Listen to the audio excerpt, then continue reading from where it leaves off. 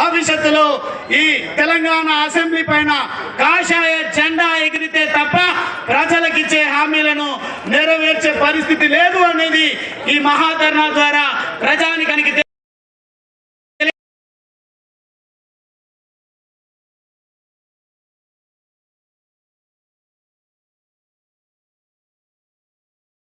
చేస్తా ఉన్నా.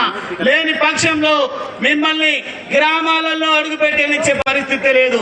అందుకే నేను ఈ మధ్య కాలంలో భారతీయ జనతా పార్టీ రాష్ట్ర కార్యాలయంలో నేను సమావేశం పెట్టడం జరిగింది. ఆ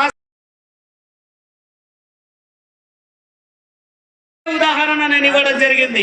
మీరు దళితుల ఆదరణ కోల్పోయిండ్రు, ఆదివాసీల ఆదరణ కోల్పోయిండ్రు, అదేవిధంగా బంజారా బడుగు బలహీన వర్గాల రైతుల ఆదరణ కోల్పోయిండ్రు. కాబట్టి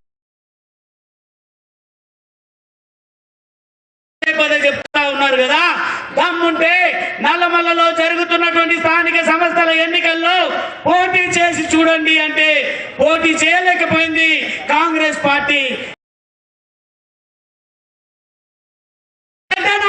ఈ కాషాయ జెండా స్థానిక సంస్థల్లో ఎగరవేసింది. రాబోయే రోజుల్లో కూడా రాష్ట్ర అసెంబ్లీ పైన కాషాయ జెండా ఎగరవేస్తాం. నరేంద్ర మోడీ గారి నాయకత్వమే దానికి శ్రీరామరెడ్డి భావిస్తా ఉన్నారు. రాష్ట్ర ప్రజానికానికి అందరికీ కూడా తెలియజేసి నిజమైనటువంటి స్వేచ్ఛ స్వాతంత్ర్యాన్ని ఈ రాష్ట్ర ప్రజలకు అందించేటువంటి ప్రయత్నం భారతీయ జనతా పార్టీ చేస్తుందని ఈ మహాధర్నా ద్వారా తెలియజేస్తూ అవకాశం ఇచ్చినటువంటి అధ్యక్షులకు రాష్ట్ర పార్టీకి ప్రత్యేకమైనటువంటి ధన్యవాదాలు తెలియజేస్తూ నేను సెలవు తీసుకుంటాను. మన జాతీయ ఉపాధ్యక్షురాలు గౌరవనీయులు ఎంపీ గారు